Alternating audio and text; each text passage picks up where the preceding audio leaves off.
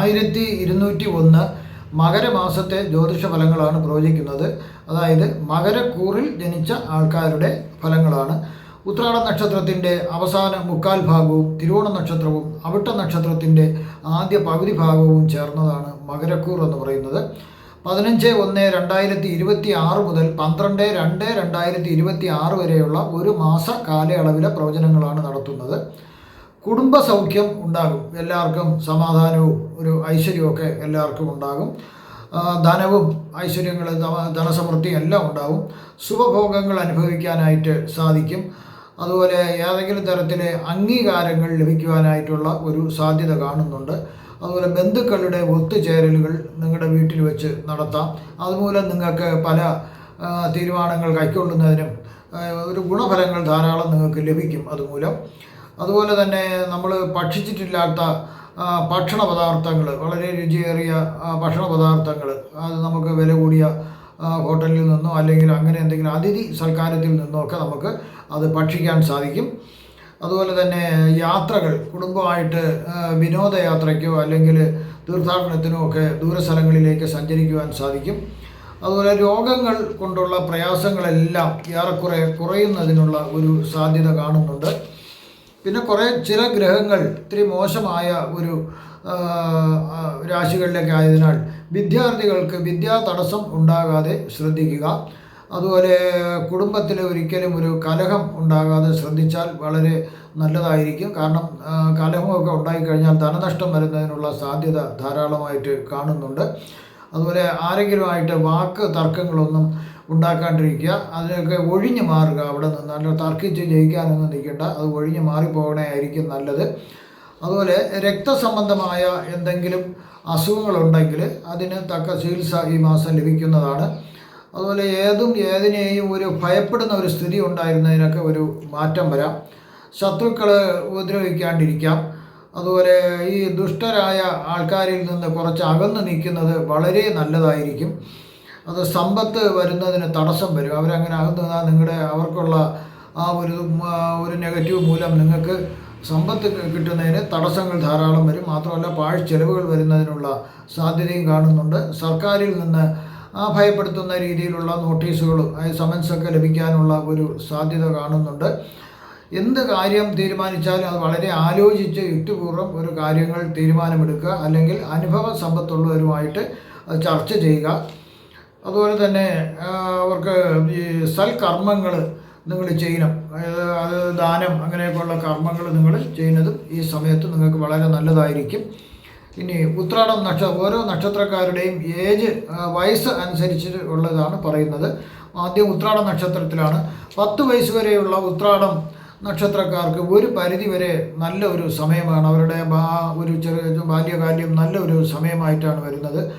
അവർക്ക് വസ്തുവകകളോ വീടോ ഒക്കെ ലഭിക്കുന്നതിനുള്ള സാധ്യതയുണ്ട്. അതായത് വീട് പാർട്ടീഷൻ ചെയ്തിട്ട് അച്ഛൻ്റെ അമ്മയുടെയൊക്കെ കുടുംബ സ്വത്തുക്കൾ ഭാഗം ചെയ്യുമ്പോൾ നിങ്ങൾക്ക് വീട് കിട്ടുന്നതിനുള്ള ഒരു സാധ്യത കാണുന്നുണ്ട്. അതുപോലെ ആസ്മ, അതായത് ശ്വാസമുട്ടൽ പോലുള്ള അസുഖങ്ങൾ വരുന്നതിനും സാധ്യതയുണ്ട്. 10 മുതൽ 17 വയസ്സ് വരെ ഉള്ളവർക്ക് ചിലപ്പോൾ ഒരു ചെറിയ സർജറി വേണ്ടി വന്നേക്കാം. ചില രോഗങ്ങൾ അവർക്ക് വരാം. അതുപോലെ തന്നെ ചെയ്യാത്ത തെറ്റുകൾക്ക് പഴി കേൾക്കേണ്ടതായിട്ട് വരാം. ചെയ്യാത്ത കാര്യങ്ങൾക്ക് പഴി കേൾക്കേണ്ടതായിട്ട് വരാം. ഒരു പോലീസ് കേസ്, കോടതി നടപടികളൊക്കെ ഉണ്ടാകാതെ ശ്രദ്ധിക്കണം. അതുപോലെ മാനസിക പിരിമുറുക്കം ഉണ്ടാകാനും ഈ സമയത്തൊരു സാധ്യതയുണ്ട്. 17 വയസ്സ് മുതൽ 35 വയസ്സ് വരെ ഉള്ളവർക്ക് ധനനാശം കാണുന്നു. അശ്രദ്ധ കാണിച്ചാൽ ധനനാശം സംഭവിക്കേണ്ട സാധ്യത കാണുന്നു. അതിനാൽ ഒരു സാമ്പത്തിക അച്ചടക്കം പാലിക്കുന്നത് വളരെ നല്ലതായിരിക്കും. പല ആപത്തുകളും ഉണ്ടാകേണ്ട ഒരു സാധ്യത ഉള്ളതിനാൽ വളരെ ശ്രദ്ധിക്കുക. മാനസിക സംഘർഷം നിങ്ങൾ ഉണ്ടാവാത്ത രീതിയിൽ ഉള്ളൊരു അന്തരീക്ഷം സൃഷ്ടിക്കുക. അതുപോലെ തന്നെ മയക്കുമരുന്നിനും മദ്യത്തിനൊന്നും അടിമയാകാണ്ടിരിക്കുക. 35 വയസ്സ് മുതൽ 51 വയസ്സ് വരെ ഉള്ളവർക്ക് മേൽ വിവരിച്ച കാലഘട്ടത്ത് അച്ചടക്കം, സാമ്പത്തിക അച്ചടക്കവും മറ്റുള്ള രീതിയിലുള്ള അച്ചടക്കം പാലിച്ചവർക്ക് അവർക്ക് സന്തോഷമായ ഒരു കാലഘട്ടമായിരിക്കും 35 വയസ്സ് മുതൽ 51 വയസ്സ് വരെ. അവർക്ക് കഷ്ടപ്പാടുകളും ദുഃഖങ്ങളൊന്നും ഇല്ലാതെ അവർക്ക് സുഖമായിട്ട് ജീവിക്കുന്നതിന് അവർക്ക് സാധിക്കുന്നു. 51 വയസ്സ് മുതൽ 70 വയസ്സ് വരെ ഉള്ളവർക്ക് സൂക്ഷിച്ചില്ലെങ്കിൽ, അത് അശ്രദ്ധ മൂലം വളരെ സൂക്ഷിച്ചില്ലെങ്കിൽ അപമാനം, അതായത് മാനഹാനി വരാനുള്ള സാധ്യത കാണുന്നുണ്ട്. ചെയ്യാത്ത തെറ്റിന് പഴി കേൾക്കേണ്ടതായിട്ടുള്ള ഒരു സാഹചര്യം വരാം. അതുപോലെ അശ്രദ്ധ കാണിച്ചാൽ പോലീസ് കേസോ കോടതി നടപടികളൊക്കെ വരേണ്ട ഒരു സാധ്യതയുണ്ട്. അതുകൊണ്ട് സമൻസൊക്കെ കിട്ടിക്കഴിഞ്ഞാൽ അതിന് വേണ്ടുന്നൊരു നടപടി സ്വീകരിക്കുക.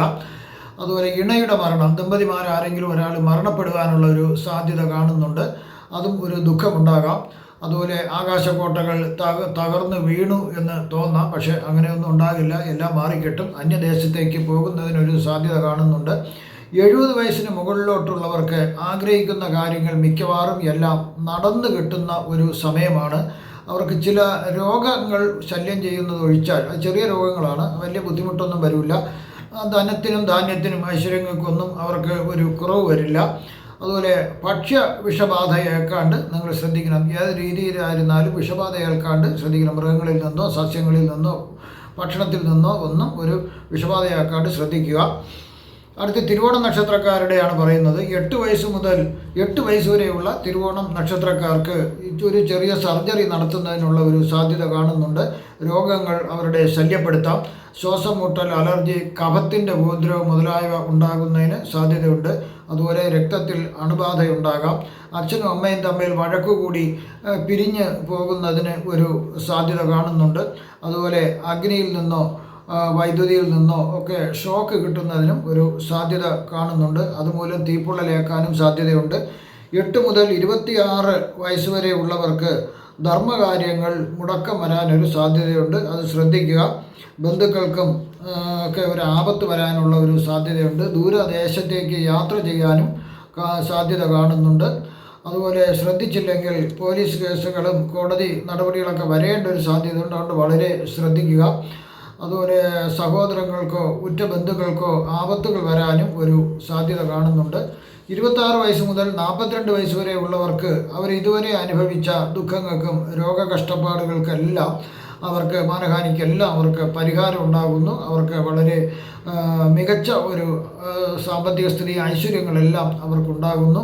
അതുപോലെ തന്നെ നല്ല വിദ്യാഭ്യാസം ലഭിക്കുന്നതിനും അതുമൂലം തന്നെ അവർക്ക് നല്ല ജോലി ലഭിക്കുന്നതിനും അവർക്ക് സാധ്യതയുണ്ടെന്നു. അതുപോലെ ആരോഗ്യം ഒരുവിധം നല്ല രീതിയിൽ പോകുന്നതിന് കാണുന്നു. അതുകൊണ്ട് അവർക്ക് നല്ല വാഹനം വാങ്ങാനും വീട് വയ്ക്കാനും വീട് വാങ്ങാനോ വീട് നിർമ്മിക്കാനോ എല്ലാത്തിനും ഭാഗ്യം ലഭിക്കുന്നു. കൂടാതെ തന്നെ അവർക്ക് ഇഷ്ടപ്പെട്ട ഇണയെ കണ്ടുകെട്ടുന്നതിനും വിവാഹം കഴിക്കുവാനും സന്താന ഭാഗ്യങ്ങൾ ഉണ്ടാകാനും ഈ സമയം വളരെ അവർക്ക് നല്ലതാണ്. 42 വയസ്സ് മുതൽ 61 വയസ്സ് വരെ ഉള്ളവർക്ക് ചില അപവാദങ്ങൾ കേൾക്കേണ്ടതായിട്ട് വരാം. അസൂയാലുക്കളായിട്ടുള്ള ആൾക്കാർ അല്ലെങ്കിൽ ശത്രുക്കളായിട്ടുള്ളവർ നിങ്ങളെക്കുറിച്ച് വേണ്ടാധീനങ്ങൾ പറഞ്ഞ് വരുത്തേണ്ട ഒരവസ്ഥ വരാം. അത് ശ്രദ്ധിക്കുക. അതുപോലെ തന്നെ ധനങ്ങൾക്ക് കുറച്ച് കുറവ് വരേണ്ട ഒരു സാധ്യതയുണ്ട്. അതുപോലെ ഇണയുടെ മരണം, ദമ്പതിമാർ ആരെങ്കിലും ഒരാൾ മരണപ്പെടുവാൻ ഒരു സാധ്യത കാണുന്നുണ്ട്. അല്ലെങ്കിൽ അങ്ങനെയുള്ളൊരു അവസ്ഥയിലുള്ള രോഗം വന്ന് ആശുപത്രിയിൽ കോമ സ്റ്റേജിലാകാനും ഒരു സാധ്യത കാണുന്നുണ്ട്. എല്ലാവർക്കും അല്ല, ചിലർക്കാണ്. 61 വയസ്സ് മുതൽ 78 വയസ്സ് വരെ ഉള്ളവർക്ക് കഴിഞ്ഞ കാലങ്ങളിലുള്ള ദുഃഖങ്ങളെല്ലാം മാറിക്കിട്ടുന്നു.